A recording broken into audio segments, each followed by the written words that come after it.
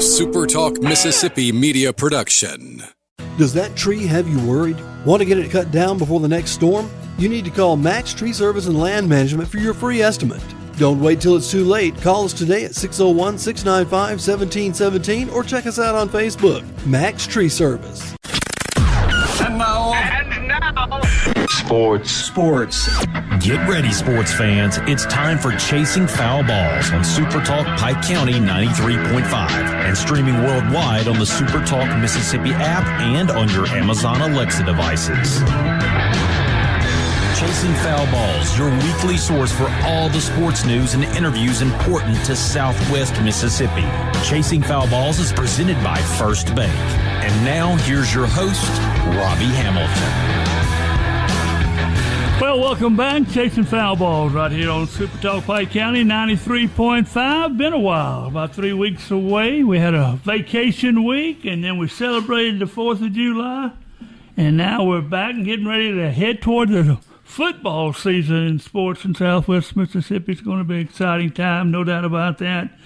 Our guests today, two great ones. Barry Lyons, a name I'm sure you'll recognize, former Delta State Fighting Ochre star in baseball, played for the New York Mets. Also is now the public relations guy for the Biloxi Shuckers down in Biloxi. And also Mr. Charles Rogers will join us, an author who has just written a book about the winningest football coach in the nation. And our buddy, Mr. Hurst, I tell you what, I'm looking forward to reading the book. I haven't had a chance to read it yet, but I have read excerpts of it. It looks really interesting, to say the least. Before we get started, one thing we need to do, happy birthday, Wes. Thank you, sir. Appreciate it. 24? Yeah. Okay. We'll go with that. Wes's birthday was yesterday. Do you know that, Neil? Well, if I'd known, I'd have baked a cake. I'm glad I didn't tell him. I'm glad he didn't know. Glad I didn't tell him about that. We're safe, that's for sure.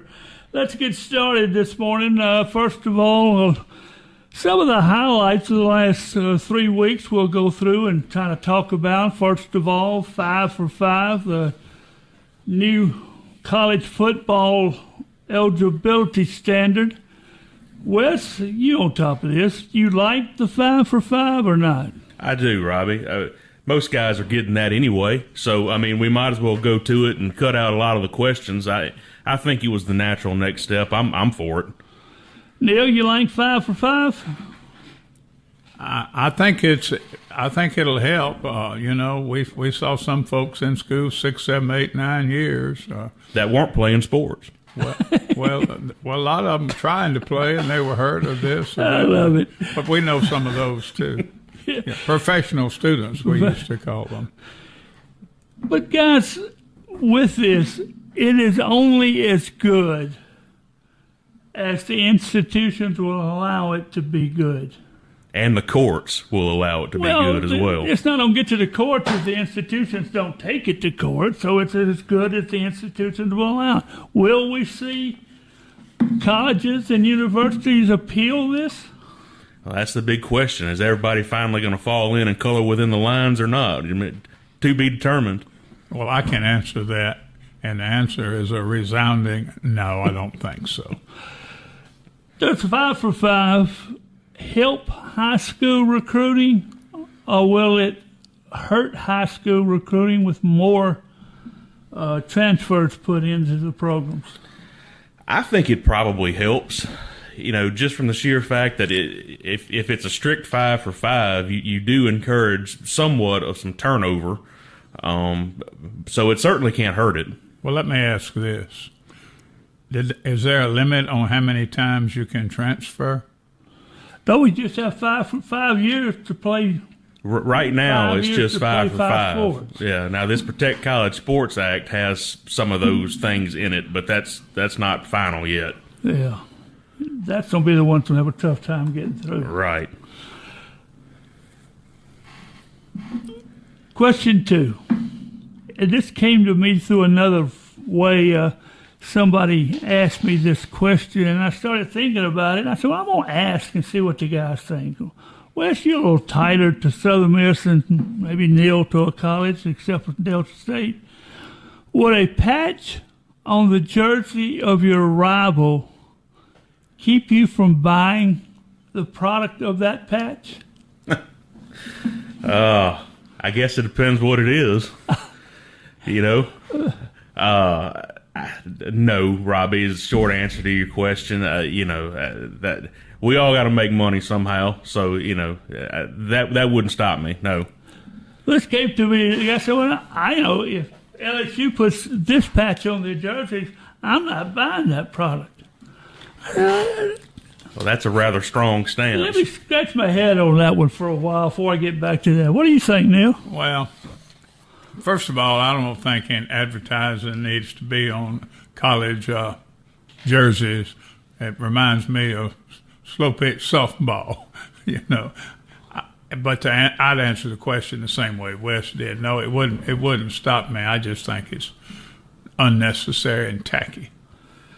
Well, we lost two good guys over this last week. Nolan Wells, a player out at Southwest Mississippi Community College, lost his life on Horn Island down on the Mississippi Gulf Coast. A great kid from all the folks I've talked to about. We sure hate that, and our thoughts and prayers sure go out to his family. Absolutely. Sending condolences to the Wells family, and it's such a tragedy, and it's really hard to explain. Agreed. A really tough situation all the way around, but prayers of comfort for his family and friends and all the Southwest family. One more that I learned about this morning, locally, Mr. Coon Leahy from out in Liberty, out in Emmett County, passed away last night from a heart attack. An outstanding softball player. Well, he was a brave guy, and I remember when he was playing over at ASC years ago. But he was always the third baseman, and he could just, when he got up in front in that fast pitch softball, when he got up there in front of that batter, he was close enough to shake hands with him. He was a fine American, as Big Daddy used to say. Yes, sir. He's a tough loss. I can't remember his first name. Do you? I just remember Coon. Oh, God, Robbie. I probably could have told you if you hadn't asked me. That's the way I would. I thought I knew it, and I started to write it down this morning, and I couldn't come up with it. Me either. Somebody will let us know, that's for sure. Well, when you wasn't with us for a couple of weeks, we went through the number of wins our college football teams will get on the projections over or under. When I looked up USM for this week, having you with us, it was kind of different. It was anywhere from 4.5 to 7 wins in the season. Which number do you see Southern Miss acquiring in number of wins in this 2026 football season? Well, my heart would say I hope it's closer to 7, but my head is saying I hope we get to the 4 mark.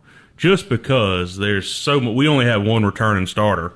There's so much unknown and so many new guys trying to mesh and put this together that you just hope you can pick up a win or two along the way and really shoot for next year. So if you held a gun to my head, I'd have to say on the lower end at 4.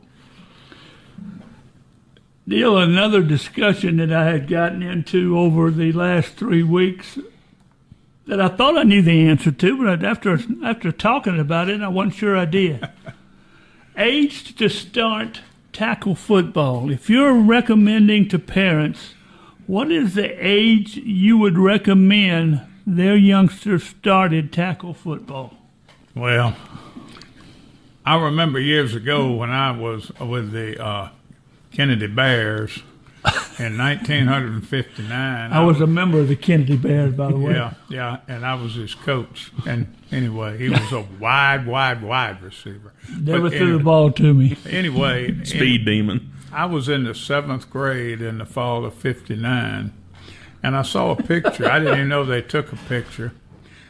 And Benny May, who must have been in the 1st grade, was on the team, but he was the only one in the picture that didn't have shoes. So I guess, Robbie, it depends on how tough you were, and Benny was a tough customer. I think to say it wasn't any tougher than Benny May. What about it, Wes? What age do you recommend to parents for them to start their kids in tackle football? Well, I don't have a story that can follow up the 1959 Kennedy Bears with the kid without any shoes on, but what are they starting in now in high school, Robbie? Is it 5th grade or so? Oh, you go anywhere from 6 years on up. Football is like travel baseball now. You have the travel football for the kids. That's true. So that's starting 6, 7. That's way too early. It is. That's too early. 5th grade when we started, and that was plenty early enough. We had guys on the team with us that weren't even coordinated, couldn't even run straight. So 5th grade, I think, in that area is the proper starting time. What about flag football? Would you recommend flag football to parents as a starting point for their kid in football? Couldn't hurt anything, but you got so many parents that know more than the coaches. They're going to figure it out and do what they want to do. That's true. Yeah, I would say flag football is a good start. It's not really the same game, but it would allow you to build some love for the game for sure. The person we were talking to this about said flag football had one problem, that it taught you to lead with your head to get in to pull the flags, and that was a very bad habit to get into. Your thoughts of that? I can see where he's coming from. But, at that age, if you're talking about youngsters, it's all about developing love for the game, and you can work out the specifics of technique later, in my opinion. I agree. I think that's, it sounds good, but I don't think that's real practical. Wes, will a 9-3 SEC team make the college football playoffs this year? If I'm putting money on it, probably so. Mr. Randall? Well, it would only be the only 9-3 team that would make it would have to come from the SEC, I think. Agreed. How many 9-3 teams could make the playoffs from the SEC? I would say just one. I mean, if you start getting any more than that, you start getting a little public outcry from the non-SEC crowd. So yeah, I'll agree with Wes. One, and I'd just about bet the baby's milk money on one making it. Pearl River Community College softball coach Christy Meeks resigns. She's going over to South Alabama to be the assistant head coach. Trent Patridge has been selected to be the new softball coach at SLU down in Hammond. He moves there from LSU Alexandria. The word was Mila Howard was offered that job at Southeastern, and a lot of folks thought that Mila was going to take the job at Southeastern, the coach at Colin. Then it got down to all of a sudden we got the word that she had decided not to take the Southeastern job, so Mila Howard staying at Colin. One more story we've been chasing, and that's the Mississippi Association of Community Colleges Conference. I reckon that's the exact word, isn't it? MACCC. I think so, yes. There's a story that's been floating around now for, a while, that there is a little, how am I going to put this, a little scandal going around that somebody may have changed a few grades to get their players eligible to move on to 4-year schools. Would this be in the eastern part of Mississippi? I'm not saying what, I'm not saying who, but it's just a story that's been floating out there quite a bit, and asked about it, and I've asked about it in North Mississippi and South Mississippi. Some folks knew about it, some folks didn't know about it. Well, I'm going to bring back up one of my statements from the last time we were on air that you gentlemen love so much. All right. That excrement flows downhill and paydays on Friday. Well, the big boys are doing it, so we're just learning from the top and bringing it on down, baby. It will be interesting to see if something is done about this, or will the old broom come out and the normal community college happenings will be that it'll be swept under the door and forgot about. So we'll keep an eye on that. We'll let you know. A little bit more about what we're talking about as we go along, or can we hear a little bit more about it? We have text the head man, the president, the commissioner of the MACCC, but he has not responded to the text as of yet. So we'll give him a couple more days, see if he will let us know if there's going to be something. You got to realize that the football season starts for community colleges 8/27. Southwest is home against East Mississippi. Colin is home with Mississippi Delta. So if something's going to be done for this football season, it's going to have to be done pretty quick. And I'm sure this hard-hitting investigative reporting team here will be right on top of it the whole way. We'll let you know. One final question we got to get out. Both of y'all single. Y'all have better understanding to this than I do. What is your favorite, cobbler or casserole, and which is brought more often to your house? Well, I have never received a casserole, but I did receive a cobbler not too long ago. What flavor was it there? It was peach, but I had a choice of peach or blueberry. Oh, you had options, And big time. And also had Bluebell homemade vanilla with it. I may shouldn't have asked this question because we may find out more we really want to know. We'll come back. Barry Lyons will join us next on Chasing Foul Ball.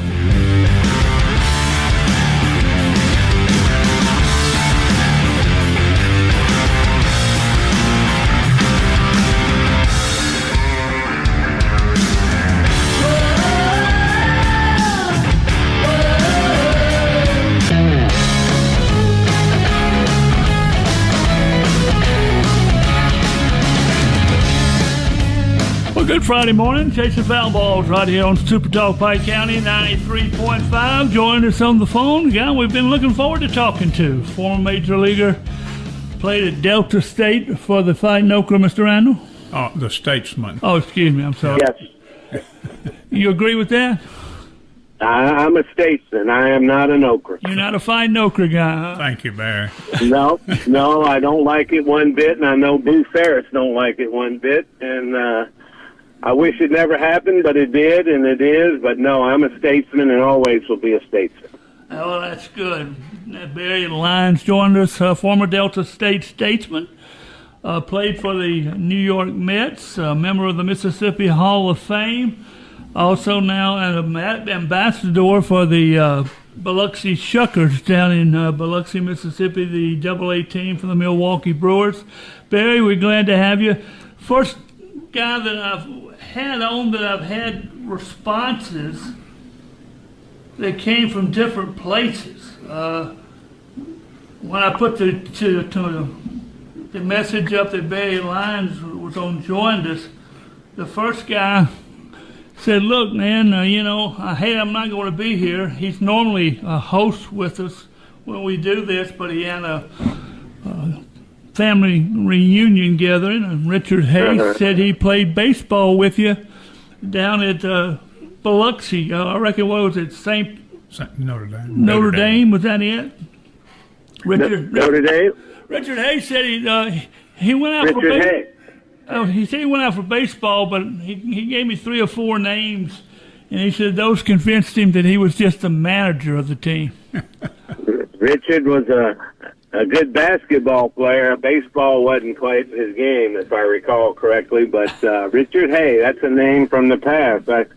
Thanks for bringing him up. No, I haven't seen or heard from Richard in quite a long time, but I remember him well, yes. The second name comes from completely the other area. I think when the old Shea Stadium was there, had the record for the most consecutive New York Mets games attended. And he texted me and said, a good friend of mine, Mr. Jack Waslin, said to make sure I told Barry Lyons hello. Oh, wow. Yeah, Jack has become a good friend, and he's a big supporter of the Mets and a great guy. I think the world of Jack. So that's very kind of him, yes.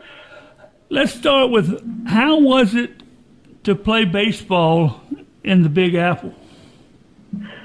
It was awesome. Everything I dreamed of as far as being in the major leagues being in New York and playing for the Mets during that time exceeded every dream, every vision, every hope that I ever had. New York is an amazing place. Obviously, if you win there, there's no greater place. It's a tough place to play, especially if you're struggling or not playing well. It can be very tough, and in the end, it proved pretty tough for me. But I enjoyed my 5+ years in New York, and I cherish every minute of it. And actually, we have a 40th reunion of our World Series team coming up in a few weeks. When you were playing, you had to be the one guy that was the winner. You won championships at AA, at single A, at AA, at AAA. You won championship in the major leagues. If you looked up winner in the dictionary, it had to have a picture of Barry Lyons there. Well, I appreciate that, Robbie. I do take great pride in winning championships as a player, as a coach, or as a fan, whatever the case may be. I mean, the ultimate goal when you start a season is to win a championship. And starting back in Little League Baseball, I won a Mississippi State Little League championship. We won a Mississippi State American Legion championship. At Delta State, we won a Gulf South Conference championship. We won a Southeast Regional championship. The only thing we came short on was the Division II World Series. We finished third in the nation my senior year, but in the minor leagues, as you mentioned, we won championships at every level. I just love winning. That's why I played the game. That's why I teach the game, and that's why they keep scoring. You play to win, and obviously at the lower levels, the younger ages, it's not as important, but it is still the goal is to win the game. But obviously the stakes are higher as the levels go up.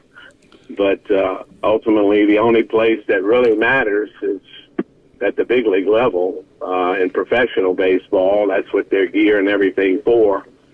But the Mets organization that I grew up in was about winning championships at every level, and that's the sad part about baseball today. It's just so individualized and so stat-oriented and salary-oriented that the team suffers. And it's tough to watch these days. I'll be perfectly honest with you. I don't like today's baseball. Well, one of the stories I was told said that Barry Lyons may have retired Tom Seaver, that he faced him in a simulated game that Seaver was pitching to come back to the major leagues, and that Barry Lyons went 6 for 6 on him in that simulated game, and after that, Tom Seaver decided to retire. Any truth to that? Well, that's a fact. Tom Seaver was finished the 1986 season with the Boston Red Sox and was in Shea Stadium when our Mets team beat the Red Sox for the World Series, and Tom was injured. He did not pitch the second half of that season. He went into the 87 season not officially retired, but no one signed him. And then we had some issues with our starting pitch, and Doc Gooden tested positive for drugs, and Bob Ojeda, I think, elbow blew out, and Ron Darling got hurt, I think. But anyway, we had a lot of injuries, and Seaver was quietly and privately working out, and the Mets brought him in, and he was with us for a couple of weeks. And yeah, they had a simulated game in Montreal one day, and the backup guys, Dave Magadan, myself, Tim Tuffle, I think Bill Allman was another one, were the guinea pigs, or the guys that were used to hit off a Seaver, and we hit him pretty good in Montreal, and then 5 days later we were back at Shea Stadium, and we had another one, and I proceeded to go 6 for 6, as you said, and he had a press conference Monday, announced his retirement, and one of the questions asked was, who's the toughest hitter he ever faced? And albeit tongue-in-cheek, he said Barry Lyons. But anyway, that story is true, and he did retire at that point, and one of the greatest pitchers in history, to be mentioned in the same sentence with him. I'm honored. Barry, this is Neil Randall. Appreciate you, Neil. appreciate you joining us here this morning. Tell us a little bit about your involvement over the years in bringing professional baseball back to the coast. I sure will. Thank you, Neil. God put a vision in my head way back in 1994 and 1995. I was back in AAA baseball after 5 years or more in the big league, trying to fight my way back, and we were playing. I was with Indianapolis and American Association AAA for the Reds, and we played in New Orleans, 5-game series. And back then, they played at the old University of New Orleans field. So AAA baseball at a not-so-good college field, I'm like, this don't seem right. And anyway, the vision started coming in my head. I wanted minor league baseball in Biloxi, and one day before I drove back to New Orleans, I went by the mayor's office and basically point blank said, Mayor Holloway, I think we need minor league baseball here. I'd like to see us get it, and we could. And he says, you want us to build a park? I said, well, yeah, eventually. I said, but we got something to work with to start out. And anyway, that's where it started. But 6 or 7 years later, I moved back home to Biloxi, and I began working on it earnestly. And thankfully, in 2014, a deal was struck. 2015, the ballpark was completed, and the Shuckers are in their 11th season. I'm the ambassador. It's a very long, twisted, sordid tale, but I don't have an ownership piece in the team, but I'm invested in it more than anybody else, and it's something very special to me. I don't have financial stake in it, but I have my heart and my legacy and my family's name attached to it, and that's what drove me all these years to do this, to bring minor league baseball to my hometown. I love minor league baseball. I've played it, I've broadcasted it, I've managed it, and I've watched it, and now I get to come out every night here at home and enjoy watching some big-time AA baseball with some big-time prospects play a game a lot differently than when I played it, and it's not better. It's still the greatest game and always will be. But unfortunately, Rob Manfred and his minions are doing more and more to destroy what was America's game. But it always will be, in my opinion, but unfortunately the game is totally different from 30 years ago. Barry, Wes Nunnery here. Yeah, Wes. You played for the legendary Boo Ferris at Delta State as a statesman. Talk about what Boo Ferris means to you and the impact he's had on your career. Thank you for that. Boo Ferris is as Jesus-like as any man I've ever met. He is the most genuinely good, humble Christian man that I could ever imagine. If I could be thought of half as good as he's thought of, I would be amazing. But no, Boo Ferris was an amazing coach, an amazing mentor, an amazing friend, an amazing influence, amazing inspiration. Everything that could possibly be said good about Dave Boo Ferris is absolutely an understatement, because he is that special. And obviously people here in Mississippi love him and respect his legacy and everything that he accomplished and everything he did. I had a first-hand personal relationship with him that I wouldn't trade for anything. And the thing is, he had that same relationship with every player he had over all his career. The most genuinely good man I've ever known. Barry, this is Neil again, talking about Coach Ferris. A friend of mine who played baseball up there for him went up right after they built the indoor practice facility. Yes, sir. And they said that the newspaper reporters were there, and they said, well, where are the coaches' offices? And Coach Ferris says, this isn't for the coaches, it's for the players. So that kind of sums him up. But oh, yeah, he I mean, he just love just poured out of him. I mean, he just cares so much about everyone and everyone's well-being and everyone's future. I mean, even after he was coaching, those players that played up until the time of his passing, he was out there at the ballpark loving on those players and getting to know their families. And just, I mean, the stories about Coach Dave Bouffers are too many to tell. And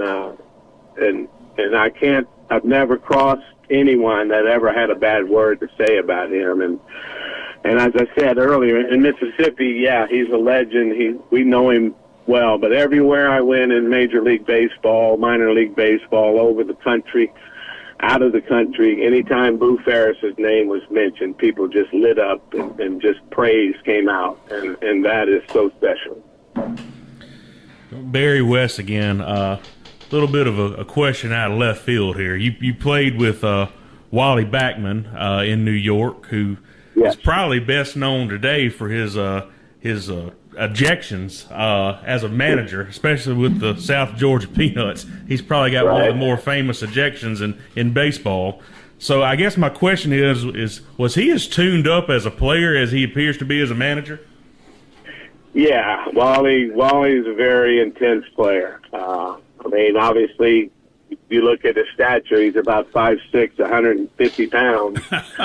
But he's tough as nails, if you will, and loved playing the game. He competed hard. He's very passionate. He's an old school guy. I think his opportunities in Major League Baseball, unfortunately, have passed him by for various reasons. He's not a manager that would fit in today's baseball world where they try to run everything from up in the ivory tower in the general manager's office.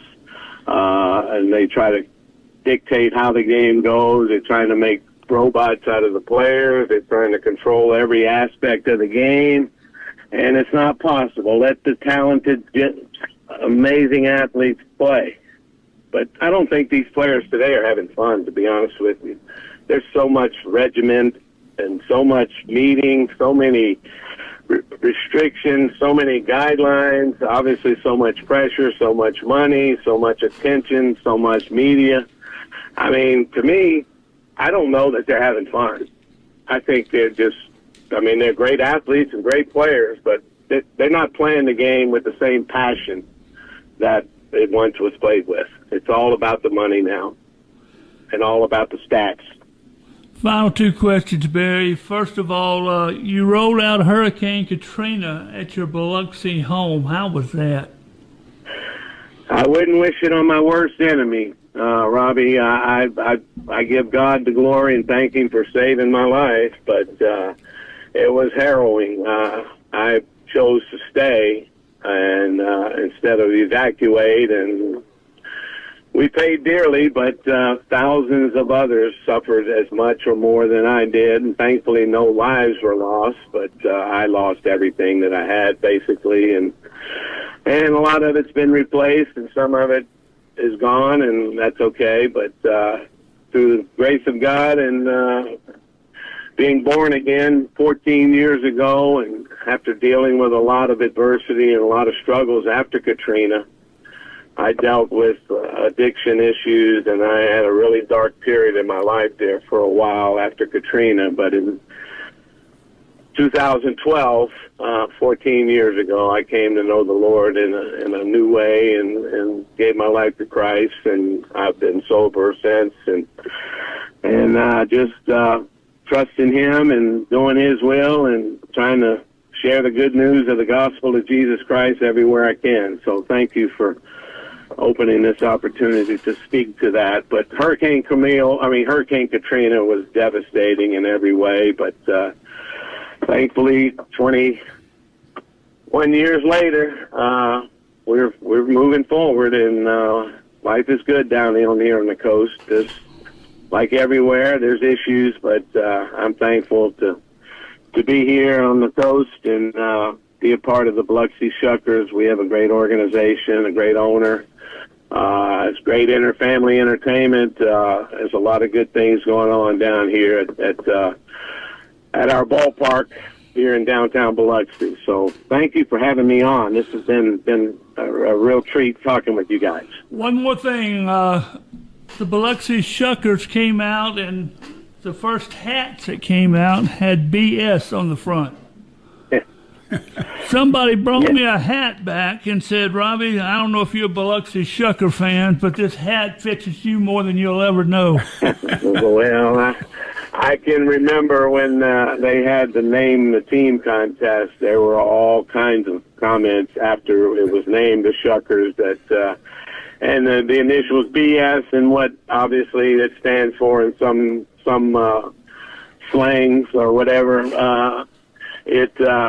It was brought up before, but the Shuckers name has really landed well here. It's been well accepted. It's definitely a part of the culture and the history of the Mississippi Gulf Coast, shucking oysters. So there were, I think, like any time you name something, there's always people with differences of opinions and things. But no, the Shuckers name has worn well, and it's been a big success down here on the coast. I'm very thankful for that. Thanks for taking all the time you gave us this morning. We sure enjoyed talking with you. Same here, guys. Thank you. God bless y'all. Billy Have a great Lyons day. from Biloxi and the Shuckers. We'll be back, and we'll visit with the author who wrote the book about Bill Hurst, Charles Rogers, right after this.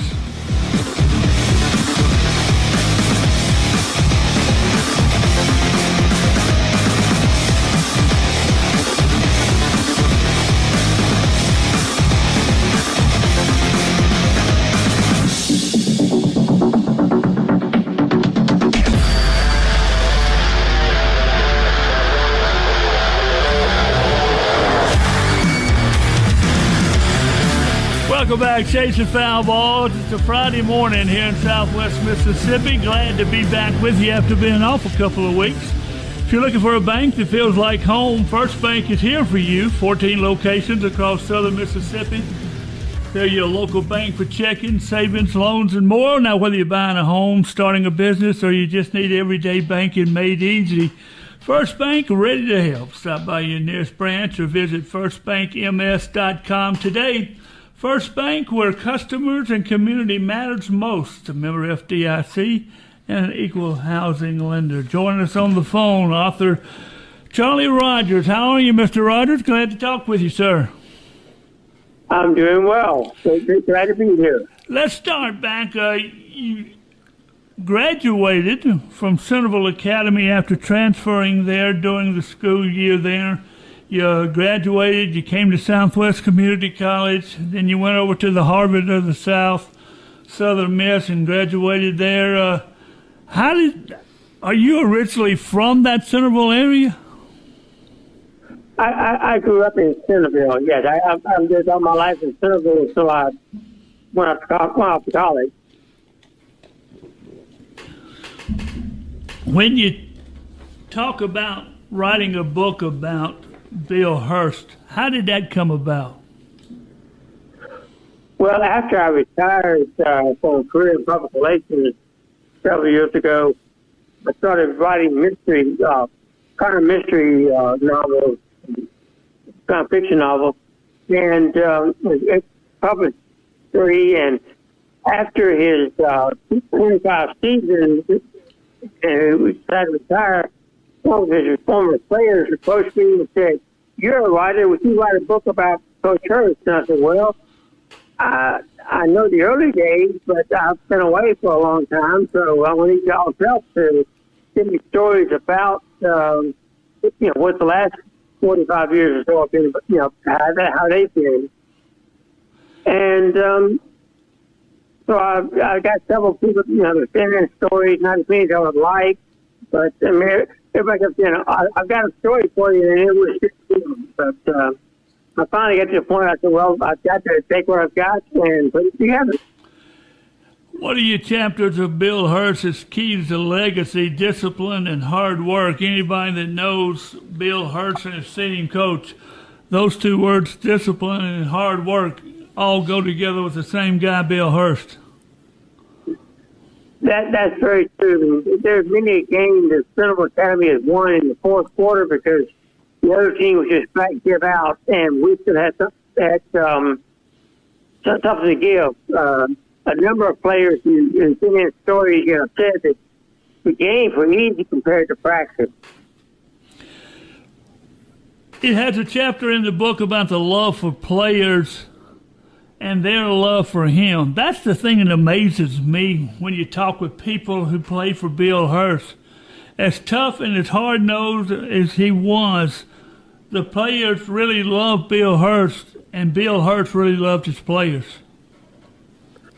There's no question he loved his players, and they loved him because even though he was tough on them, they knew that he was tough for a reason. That, especially after they played a game or two under him, they realized, wow, the games are easy compared to practice, and it's because of the practice.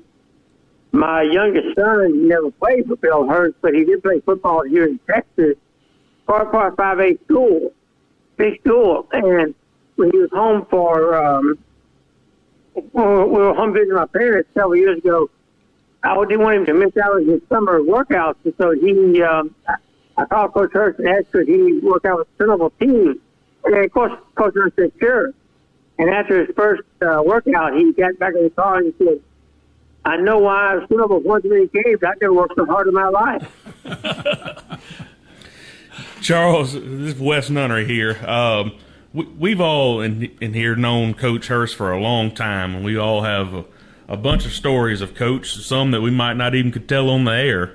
I understand. But is there a story you have about Coach that you cherish that maybe didn't make it in the book for one reason or another that you'd like to share? I tried to put more. I just try to get most of my stories in the book, but I guess the thing that really stood out by Coach Hurst is to this day, he loves his players, and you can go see him, and it's like he never left off. I mean, I've been with the Centerville for close to 50 years, and go back to visit, but hadn't lived there. And I could walk into school today, and if he was there, he would greet me as if we'd never been apart. We just talked to yesterday.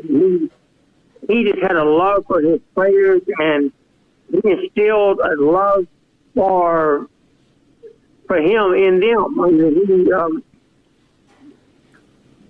he cared about his players, and they knew it, and they responded to that. And he could motivate you to give more than you thought you had.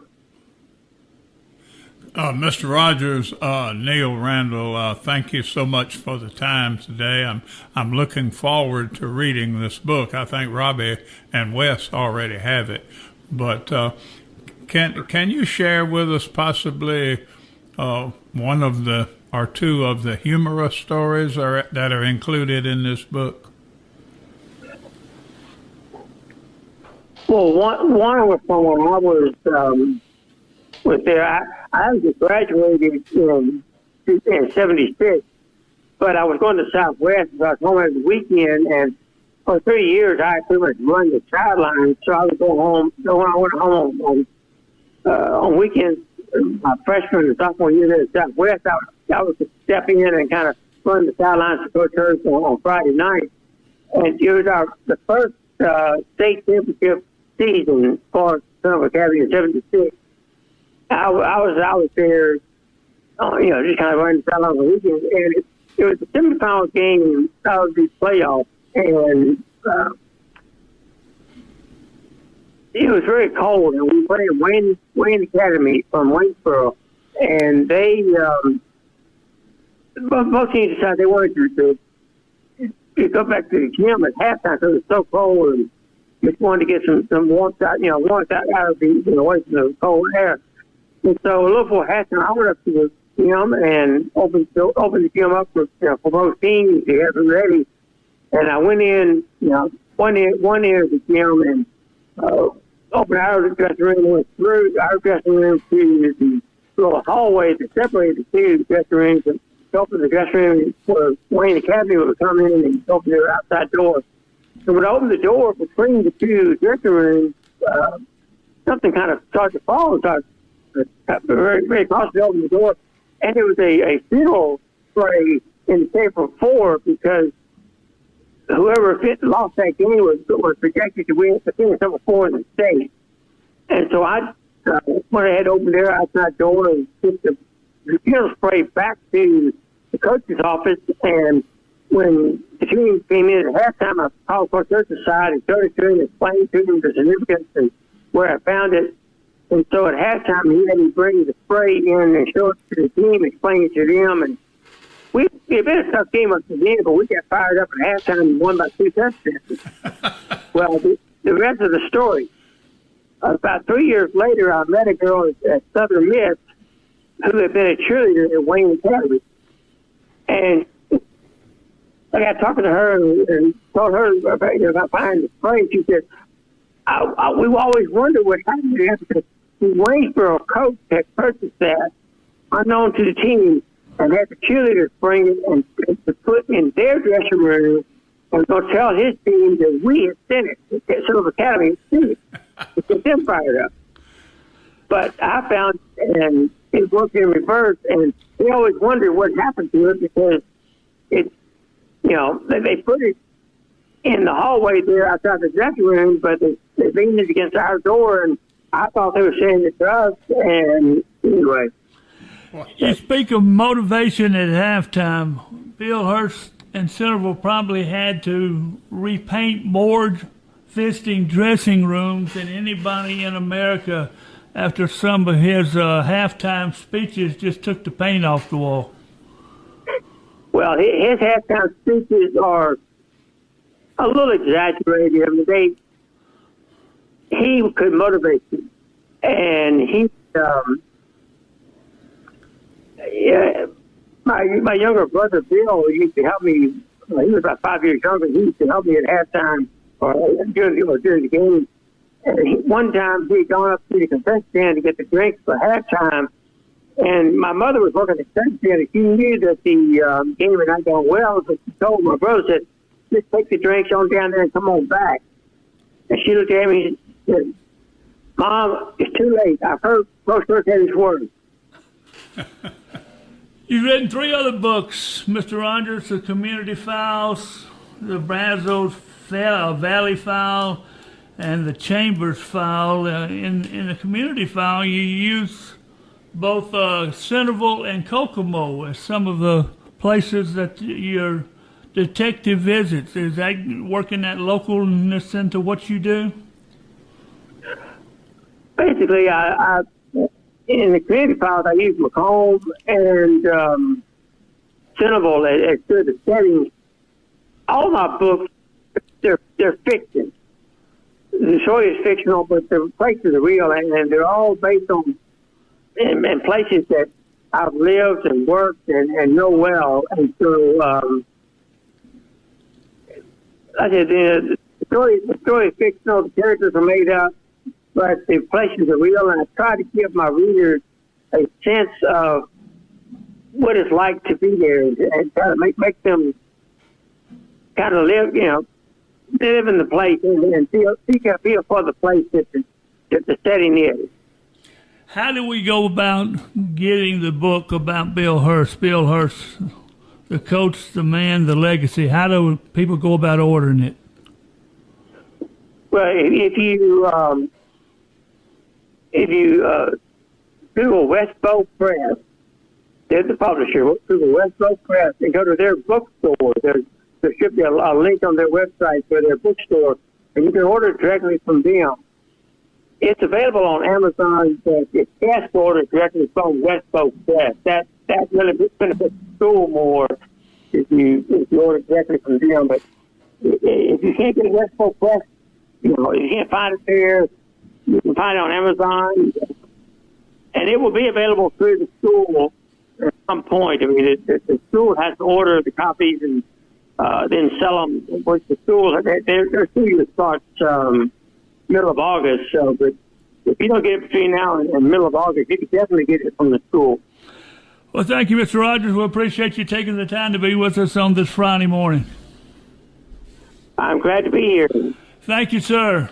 Mr. Charles Rogers, the author of the book Bill Hurst, the man that coached the legacy, and guys, it basically describes the guy Bill Hurst, don't it? Great title for the book. That describes Coach very well.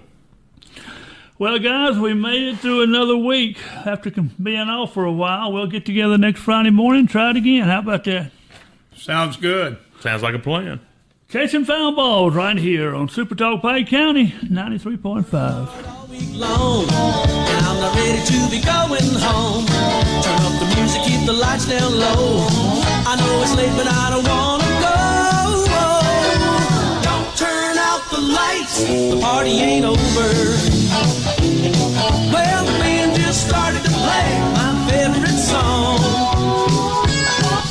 I just found my baby and I wanna get a chance to hold her. So don't turn out the lights, the party ain't over.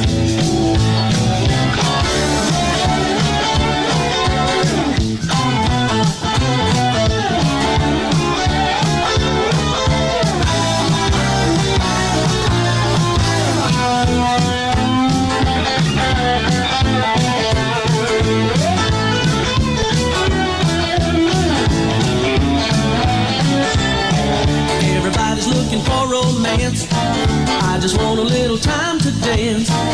And tomorrow we can sleep all day. Before tonight we'll let the music play. You remember how it used to be? I love the way that you would dance with me, rocking and rolling till the clock unwinds. And then we'd holler out one more time. Don't turn out the lights, the party ain't over. Well, the band just started to play my favorite song. I just found my baby and I want to get a chance to hold her. So don't turn out the lights, the party ain't over. I said don't turn out the lights. Well, don't turn out those lights. Well, don't turn out the lights, the party ain't over. A SuperTalk Mississippi media production.